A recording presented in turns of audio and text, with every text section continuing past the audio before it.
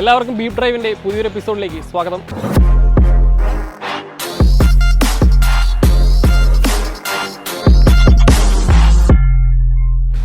നമ്മളിന്ന് നിൽക്കുന്നത് മാവേലിക്കരയിൽ ടാറ്റ മോട്ടോഴ്സിൻ്റെ പഞ്ച് EVയുടെ ഇലക്ട്രിക് വെർഷൻ്റെ ടെസ്റ്റ് ഡ്രൈവുമായിട്ടാണ് നമ്മളുള്ളത്. എല്ലാവർക്കും അറിയാവുന്ന പോലെ തന്നെ വളരെയധികം ജനപ്രീതി നേടിയ മോഡലാണ് ടാറ്റ പഞ്ച്. ടാറ്റ പഞ്ചിൻ്റെ ഇലക്ട്രിക് വെർഷനാണ് ഇപ്പം നമ്മുടെ കൂടെ ഉള്ളത്. നമ്മളിത് പരിശോധിക്കാൻ പോകുന്നത് ടാറ്റ പഞ്ച് പെട്രോൾ മോഡലെ പോലെ തന്നെ എല്ലാവർക്കും വിശ്വസിച്ചെടുക്കാൻ പറ്റുന്ന ഒരു മോഡലാണോ ടാറ്റ പഞ്ച് EV എന്നുള്ളതാണ്. അപ്പോൾ അതിൻ്റെ കൂടുതൽ വിശേഷങ്ങളിലേക്ക് കടക്കാം.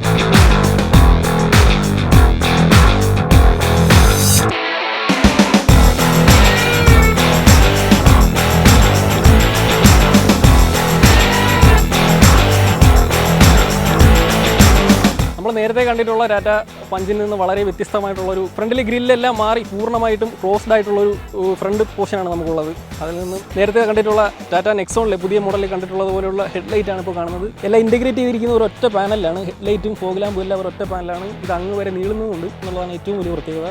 ഒരു സീക്വൻഷ്യലായിട്ടുള്ള ഇൻഡിക്കേറ്റർ ലൈറ്റ് ഉണ്ട്. പിന്നെ ഈ LED സ്ട്രിപ്പ് ഫ്രണ്ടിൽ നിന്ന് അങ്ങ് അറ്റം മുതൽ ഇങ്ങറ്റം വരെ നീണ്ടു പോകുന്നുണ്ടെന്നുള്ളതും വണ്ടിക്ക് ഒരു അഴക് കൂടുതൽ നൽകുന്നുണ്ട് എന്നുള്ളതാണ്. മറ്റുള്ള ടാറ്റയുടെ ഇലക്ട്രിക് വാഹനത്തിൽ നിന്ന് വളരെ വ്യത്യസ്തമായിട്ട് ഈ വണ്ടിയിൽ ടാറ്റ ചാർജിംഗ് പോർട്ട് ഫ്രണ്ടിലാണ് കൊടുത്തിരിക്കുന്നത്. ഇത് നമുക്ക് അകത്തുനിന്ന് തന്നെ ഇലക്ട്രിക്കലി അഡ്ജസ്റ്റ് ചെയ്യാൻ പറ്റും. ഇലക്ട്രിക്കലി നമുക്ക് ഓപ്പൺ ആക്കാൻ പറ്റും പുതിയ ടാറ്റ പഞ്ചിൻ്റെ ചാർജിംഗ് പോർട്ട് എന്നുള്ളത്. മുമ്പ് നമ്മൾ സാധാ പെട്രോളിൻ്റെ ലിഡ് ഓപ്പൺ ആക്കുന്നതാണ് കാര്യമെങ്കിൽ ഇപ്പോൾ ഇലക്ട്രിക്കലി നമുക്ക് ചാർജിംഗ് പോർട്ട് ഓപ്പൺ ആക്കാൻ പറ്റും.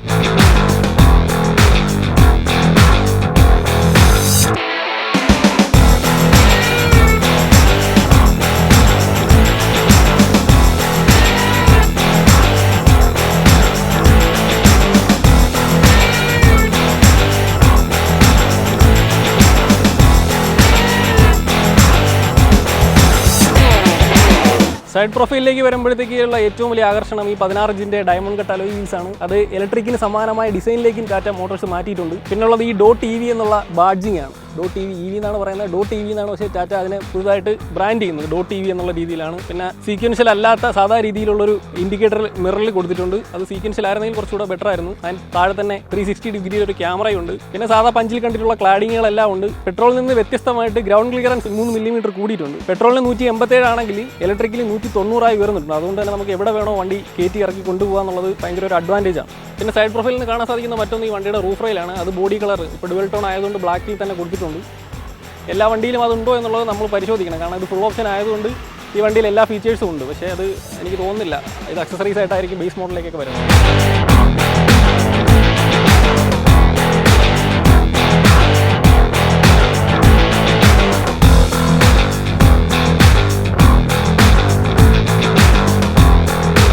ടാറ്റ പഞ്ച് EVക്ക് ബാക്കിൽ പ്രത്യേകിച്ച് മാറ്റങ്ങളൊന്നും വന്നിട്ടില്ല. പഴയ പെട്രോൾ മോഡൽ തന്നെ അതുപോലെ തന്നെ നിലനിർത്തിയിട്ടുണ്ട്. പക്ഷേ ലോഗോയിൽ മാത്രം ചെറിയൊരു വ്യത്യാസമുണ്ട്. ഒരു 2D ലോഗോ പോലെ ഒരെണ്ണം കൊടുത്തിട്ടുണ്ട്. ബാക്കിയെല്ലാം അതുപോലെ തന്നെയാണ് കൊടുത്തിരിക്കുന്നത്. ടാറ്റ പഞ്ച് EVയുടെ ഒരു ബാഡ്ജിങ് ഉണ്ട്. പിന്നെ ഇവിടെ ഇത്തിരി വൃത്തികേടുണ്ട്. അത് ടെസ്റ്റ് ഡ്രൈവ് വെഹിക്കിൾ ആയതുകൊണ്ടാണ്. പിന്നെ ഷാർപ്പിൻ ആൻറ്റണ ഉണ്ട്. റയർ വൈപ്പറുണ്ട്. ബാക്കിയെല്ലാം തന്നെ പെട്രോൾ വേരിയൻറ്റിൻ്റെ അതുപോലെ തന്നെ കൊടുത്തേക്കാണ്. ഒരു മാറ്റവും ടാറ്റ ചെയ്തിട്ടില്ല എന്നുള്ളതാണ് ശ്രദ്ധേയം. വശങ്ങളിൽ തുടങ്ങുന്ന ടെയിൽ ലാമ്പ് ഈ ബൂട്ടിലേക്ക് കയറി നിന്നിട്ടുണ്ട്. അതിലും ട്രൈ ആരോട് ഒരു ഫിനിഷ് കൊടുത്തിട്ടുണ്ട്. പിന്നെ വണ്ടിയുടെ പല സ്ഥലങ്ങളിലും ട്രൈ ആരോ ഡിസൈൻ കൊടുത്തിട്ടുണ്ട്. ഈ പ്ലാസ്റ്റിക് പോർഷനിലാണെങ്കിലും ട്രൈ ആരോ ഡിസൈൻ ടാറ്റ നൽകിയിട്ടുണ്ട്. അതൊരു ബ്രാൻഡ് ചെയ്യുന്ന രീതിയിലാണ് നൽകിയിരിക്കുന്നത്. വണ്ടിയുടെ എല്ലാ ഭാഗങ്ങളിലും നമ്മൾ ശ്രദ്ധിച്ച് നോക്കിക്കഴിഞ്ഞാൽ ട്രൈ ആരോ ഫിനിഷ് കാണാൻ പറ്റും. പിന്നെ ഗ്ലാസ്സിലാണെങ്കിൽ ഒരു റിനോയുടെ സിമ്പലും ടാറ്റ കൊടുത്തിട്ടുണ്ട്. അത് മൃഗങ്ങളെ സംരക്ഷിക്കുന്നതിൻ്റെ ഒരു ചിഹ്നമായിട്ടാണ് ടാറ്റ പറയുന്നത്. പിന്നെ വോക്കൽ ഫോർ ലോക്കൽ എന്നുള്ളൊരു ബാഡ്ജിങ്ങും വണ്ടിയുടെ ഗ്ലാസ്സിൽ നൽകിയിട്ടുണ്ട്. ഈ വണ്ടിയിലെ ഏറ്റവും മികച്ച ഫീച്ചറായിട്ട് എനിക്ക് തോന്നിയത് ഈ 90 ഡിഗ്രി ഓപ്പണിംഗ് ഡോറാണ്. ആർക്കാണോ വിശാലമായിട്ട് ഓടി അതിനകത്തേക്ക് കയറാൻ പറ്റും എന്നുള്ളതാണ് ഏറ്റവും വലിയ അട്രാക്ഷൻ. ഇത്രയും വിശാലമായൊരു സ്പേസ് ഇതിനകത്തുണ്ട്. നമുക്ക് സിമ്പിളായിട്ട് തന്നെ ഇങ്ങനെ വെറുതെ വന്ന് കയറി ഇരുന്നാൽ മതി. ആരെയും ബുദ്ധിമുട്ടിക്കേണ്ട എന്നുള്ളതാണ് ഏറ്റവും വലിയ അട്രാക്ഷൻ. പഞ്ച് EV വന്നിരിക്കുന്നത് ആക്റ്റീവ് EV എന്ന് പറയുന്ന ഒരു പുതിയ പ്ലാറ്റ്ഫോമിലാണ്. അതുകൊണ്ട് തന്നെ ഫ്ലോർ പാൻ ഫുള്ള് ഫ്ലാറ്റായിട്ടാണ് കിടക്കുന്നത്. 3 പേർക്ക് സുഖമായിട്ടിരിക്കാം. അത്യാവശ്യം നല്ല തൈ സപ്പോർട്ടും കൊടുത്തിട്ടുണ്ട്. ഈ സീറ്റ് ഒരുപാട് ബാക്കിലേക്കാണ് ഇട്ടിരിക്കുന്നത്. എന്നിട്ട് പോലും ഇത്രയും സ്പേസ് ഇതിനകത്തുണ്ട്. സ്പേസ് കിട്ടാൻ വേണ്ടി ഫ്രണ്ട് സീറ്റ് കുറച്ച് കട്ട് ചെയ്ത് വെച്ചിട്ടുണ്ട്. ഈ ഒരു വളഞ്ഞ രീതിയിൽ കട്ട് ചെയ്ത് വെച്ചിരിക്കുന്നതുകൊണ്ട് തന്നെ നമുക്ക് വിശാലമായിട്ടിരിക്കാം. അത്യാവശ്യം ഹെഡ് റൂം ഉണ്ട്. എന്നാലും നല്ല ഹൈറ്റുള്ള ആൾക്കാണെങ്കിൽ കുറച്ചുകൂടെ ആവാമായിരുന്നു എന്ന് തോന്നുന്നുണ്ട്. എന്നാലും കംഫർട്ടായിട്ട് 3 പേർക്ക് സുഖമായി തന്നെ ഇരിക്കും.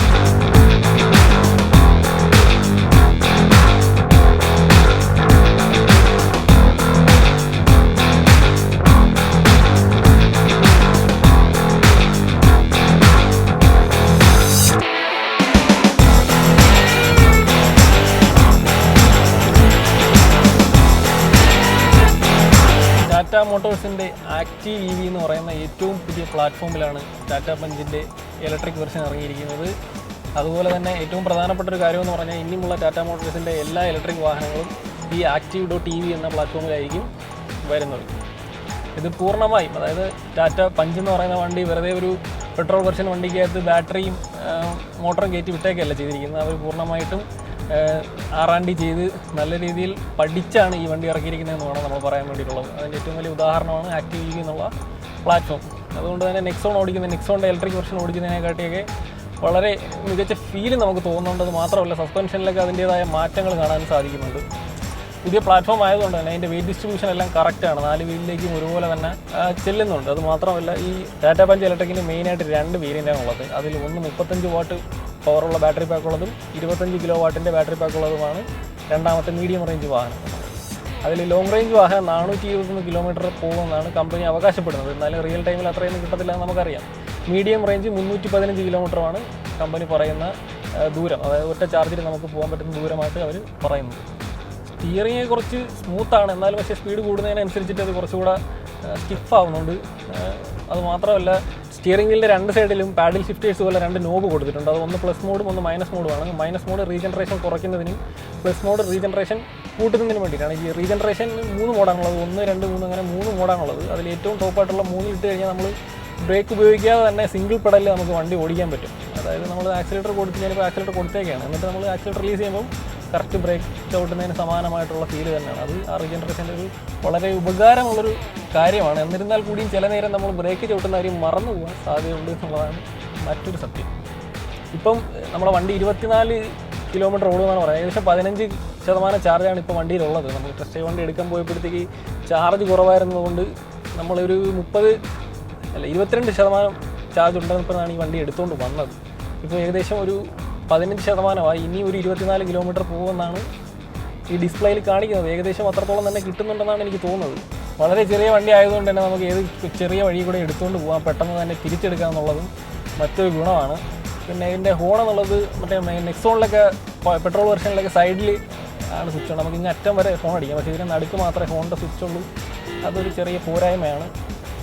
പിന്നെ ടാറ്റ മോട്ടോഴ്സിൻ്റെ പുതുതായി ഇറങ്ങുന്ന എല്ലാ വണ്ടിയിലും ഒരു പുതിയ ഡിജിറ്റൽ സ്ക്രീനുള്ളൊരു സ്റ്റിയറിംഗ് വീലാണ് കൊടുത്തിരിക്കുന്നത്. നമ്മൾ പണ്ട് റേഞ്ച് റോവറിലൊക്കെ കണ്ടിട്ടുള്ള അതിന് സമാനമായിട്ടുള്ളൊരു സ്റ്റിയറിംഗ് ആണ്. അത് ഭയങ്കര ഒരു പ്രീമിയം ഫീൽ ഈ വണ്ടിയിൽ കിട്ടുന്നുണ്ട്. അതിനകത്ത് എല്ലാ കോളിംഗ് ഫംഗ്ഷൻ, സൗണ്ട് കൂട്ടാം, അതുപോലെ തന്നെ വോയിസ് അസിസ്റ്റൻറ്റ് സ്വിച്ച് എല്ലാം തന്നെ ഈ സ്റ്റിയറിംഗ് വീലിൽ നൽകിയിട്ടുണ്ട്. പിന്നെ ഈ വണ്ടിയുടെ ഏറ്റവും പ്രധാനപ്പെട്ട ആകർഷണം എന്ന് പറയുന്നത് ഈ 10.25 ഇഞ്ചിൻ്റെ സ്ക്രീനാണ്. ആ സ്ക്രീനിൽ എല്ലാ സംഭവങ്ങളും ഇൻറ്റഗ്രേറ്റ് ചെയ്തിട്ടുണ്ട്. ഇൻഫോർടൈൻമെൻ്റ് ആണെങ്കിലും അല്ലാതെ ഡ്രൈവർ ഇൻഫോ സിസ്റ്റം ആണെങ്കിലും എല്ലാം തന്നെ ഈ 2 സ്ക്രീനിൽ ഉൾപ്പെടുത്തിയിട്ടുണ്ട്. ഇൻഫോർടൈൻമെൻറ്റിൻ്റെ സ്ക്രീനിൽ on road auto, apple CarPlay, പിന്നെ ടാറ്റയുടെ തന്നെ Arcade.EV എന്നുള്ള ഫംഗ്ഷൻ കൊടുത്തിട്ടുണ്ട്. പിന്നെ 360 ഡിഗ്രി ക്യാമറയുടെ എല്ലാ സംഭവം തന്നെ ഇതിനകത്ത് കൊണ്ടിട്ടുണ്ട്. നമുക്ക് മൊബൈലെല്ലാം പെയർ ചെയ്ത് നമ്മുടെ ഇഷ്ടത്തിനനുസരിച്ച് വണ്ടി യൂസ് ചെയ്യാം. ഇൻസ്ട്രുമെൻറ്റ് ക്ലസ്റ്ററിനകത്ത് മോഡ് മാറ്റുമ്പോൾ അതിനനുസരിച്ച് ഡിസ്പ്ലേയും ചെറിയൊരു മാറ്റം വരുന്നുണ്ട്. പിന്നെ നമ്മുടെ സ്പീഡ് ഡിജിറ്റലായിട്ടാണ് കാണിക്കുന്നത്. പിന്നെ ഡിസ്റ്റൻസ് 20 അല്ലെങ്കിൽ എത്ര ദൂരം ഇനി വണ്ടി ഓടിക്കും എന്നുള്ളത് കാണിക്കുന്നുണ്ട്. എത്ര ശതമാനം ചാർജ് ഉണ്ട് എന്നുള്ളത് ഈ കാണിക്കുന്നുണ്ട്.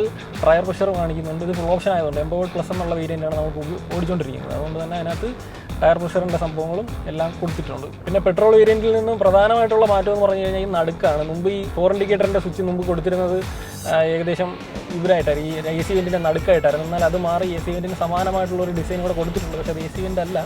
ഈ 2 സൈഡിൽ AC വെൻ്റ് ഉണ്ട്, അതിൽ നിന്ന് കാറ്റ് വരുന്നുണ്ട്. പക്ഷേ നടുക്കുള്ള AC വെൻ്റ് അല്ലാത്തത് കൊണ്ട് തന്നെ അതിൽ നിന്ന് കാറ്റൊന്നും വരുന്നില്ല. പക്ഷേ AC വെൻ്റ് കണ്ടാൽ പെട്ടെന്ന് നോക്കിക്കഴിഞ്ഞാൽ അതൊരു AC വെൻറ്റിൻ്റെ സ്വിച്ചാണ്.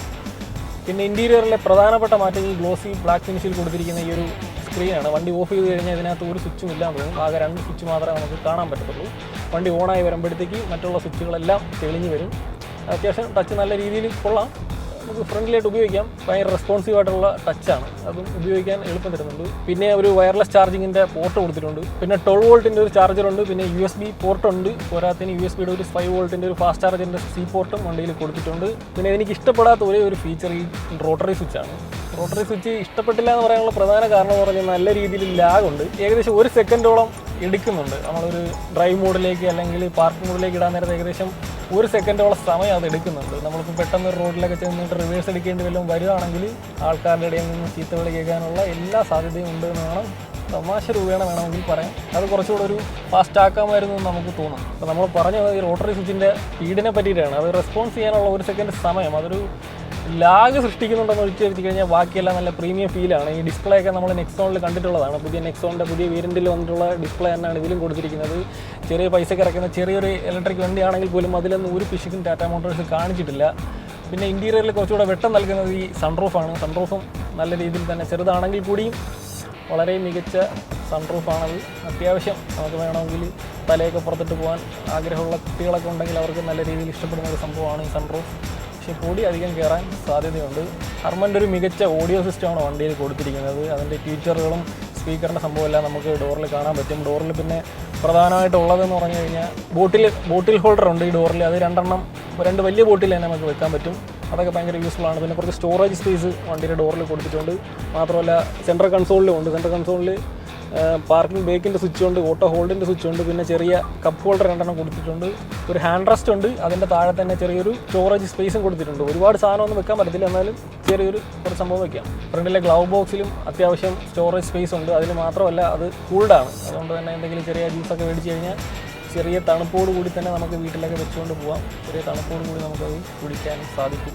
ഒരു 11 ലക്ഷം രൂപ മുടക്കി ഒരു ഇലക്ട്രിക് വാഹനം എടുക്കാൻ താല്പര്യമുള്ള ഒരാൾക്ക് വളരെ ഉപകാരമുള്ളൊരു വാഹനമായിട്ടാണ് എനിക്ക് തോന്നിയത്. മാത്രമൊന്നുമല്ല, ഇലക്ട്രിക് വാഹനം ഓടിക്കുന്നതിൻ്റെ ഒരു സുഖം നമുക്ക് മനസ്സിലാവും. നമ്മൾ പെട്രോൾ വാഹനത്തിൽ നിന്ന് പെട്ടെന്ന് ഇലക്ട്രിക്കിലേക്ക് മാറുമ്പോഴത്തേക്ക് അതിൻ്റെ ഒരു പോസിറ്റീവുള്ള ഗുണങ്ങൾ കുറേ ഉണ്ട്. എനിക്ക് തോന്നുന്നില്ല ഒരിക്കലും ഇലക്ട്രിക് വാഹനം ഓടിച്ച ഒരാളും വീണ്ടും പെട്രോളിലേക്കോ ഡീസലിലേക്കോ മാറുമെന്ന് തോന്നുന്നില്ല. കാരണം വണ്ടി അത്രയ്ക്ക് സൈലൻ്റാണ്. നമ്മൾ ഒരു തരത്തിലുള്ള അരോചകമായിട്ടുള്ള ഒരു ഫീലും ഇല്ല. വളരെ കൂളായിട്ട് തന്നെ നമുക്ക് ഓടിക്കൊണ്ട് നടക്കാം. പിന്നെ ടാറ്റ പഞ്ച് വളരെ ചെറിയ വണ്ടിയാണ്, എന്നാൽ അത്യാവശ്യം നല്ല ഹൈറ്റുള്ള വണ്ടിയാണ്, ഒരുപാട് ഗ്രൗണ്ട് ക്ലിയറൻസ് ഉള്ള വണ്ടിയാണ്. അതുകൊണ്ട് തന്നെ എവിടെ വേണോ കയറ്റിക്കൊണ്ട് പോകാം, ഏത് റോഡിൽ ഇട്ട് വളയ്ക്കാം, തിരിക്കാം, ഇഷ്ടത്തിന് തന്നെ നമുക്ക് കൊണ്ടുപോകാൻ പറ്റുന്നൊരു വണ്ടിയാണ് ടാറ്റ പഞ്ചിൻ്റെ EV. അതുകൊണ്ട് തന്നെ എനിക്ക് വളരെയധികം ഇഷ്ടപ്പെട്ടു, നിങ്ങൾക്കും വളരെയധികം ഇഷ്ടപ്പെടുമെന്നാണ് എൻ്റെ പ്രതീക്ഷ. ദ പ്രോഗ്രസ് ലീവ് ഡ്രൈവിൻ്റെ ഈ എപ്പിസോഡ് ഇവിടെ അവസാനിക്കുകയാണ്. അപ്പം പഞ്ച് പോലെ മറ്റൊരു വാഹനവുമായിട്ട് നമുക്ക് അടുത്ത എപ്പിസോഡിൽ കാണാം. എല്ലാവർക്കും നന്ദി, നമസ്കാരം.